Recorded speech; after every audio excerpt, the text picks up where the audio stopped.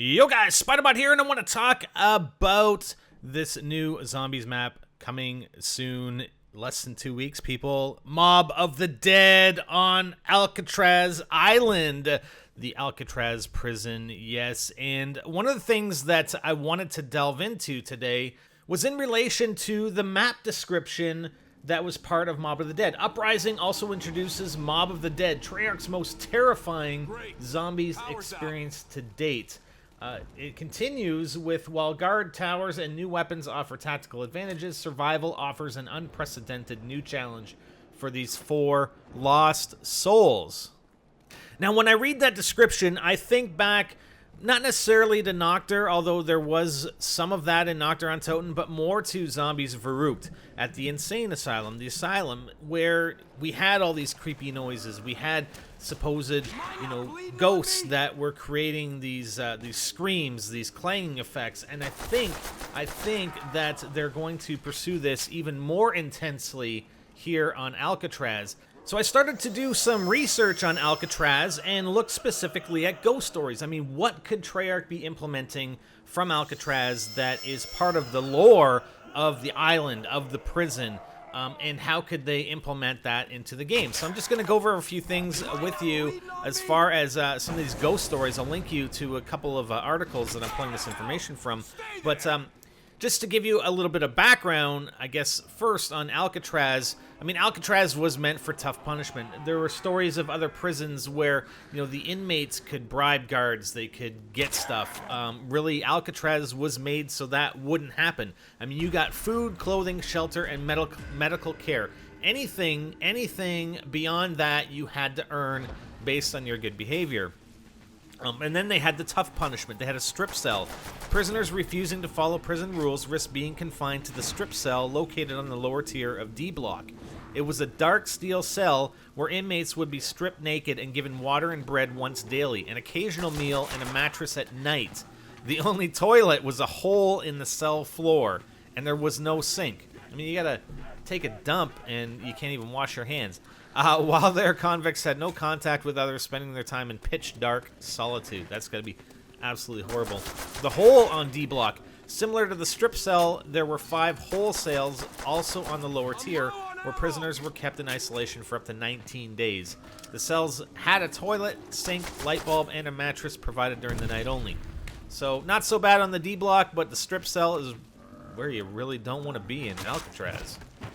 So let's get into the good stuff, some of the ghost stories that came out of the prison. The first is being the utility corridor, one of the areas where some people claim was the most active with paranormal activity. And I found a couple of videos by Ghost Nuts that I'll link you to as well, because they went in to Alcatraz. There was a bunch of them, these paranormal investigators that stayed overnight at the prison.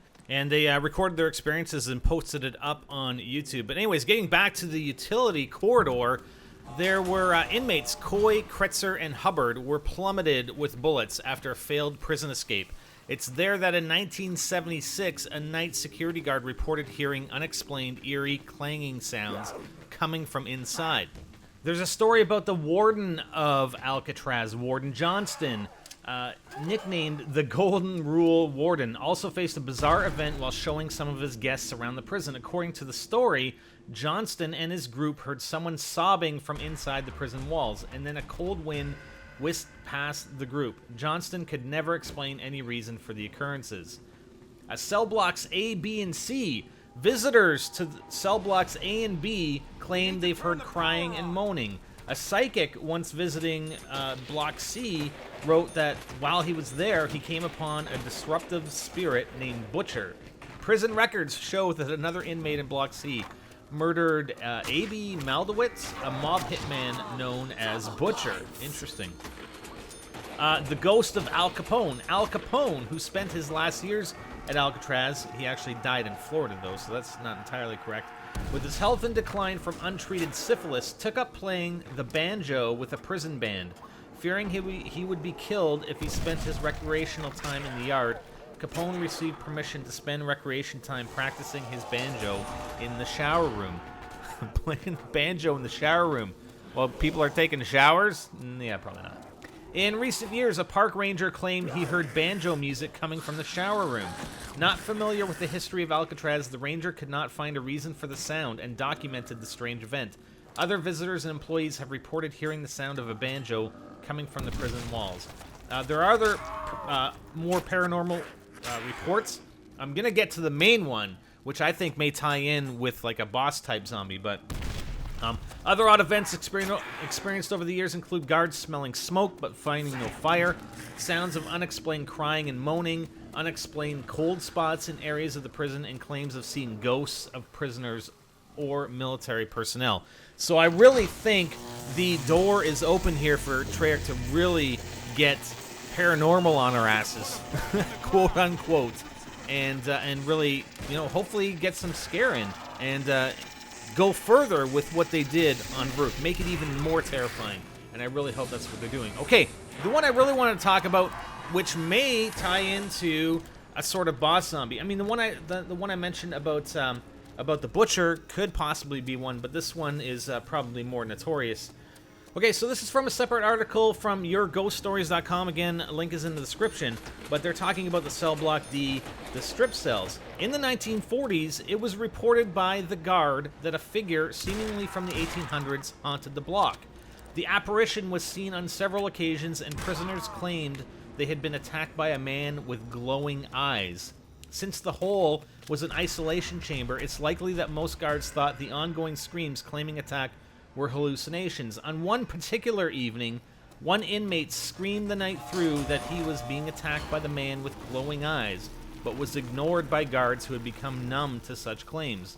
After a night of screams and pleading, he finally fell silent. The door to his cell was opened in the morning, and the inmate was found dead. A horrible grimace marred his face, and handprints were visible around his throat.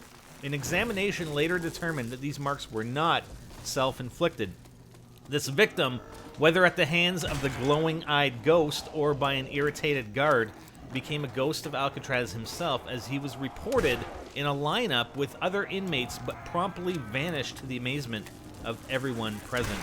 So that's, you know, if ever you were going to do some sort of ghost story and incorporate it into some sort of boss zombie, this is it. This is it, in my opinion. Either way, some very interesting stuff here. Check the links in the description to the articles as well as to those two videos from Ghost Nuts.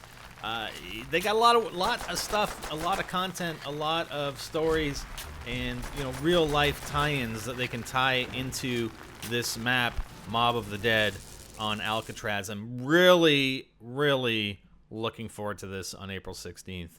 I hope you guys are too. What do you think? Pretty cool, huh? Check it out. Let me know what you think in the comments. I'm Spider, and I'm out.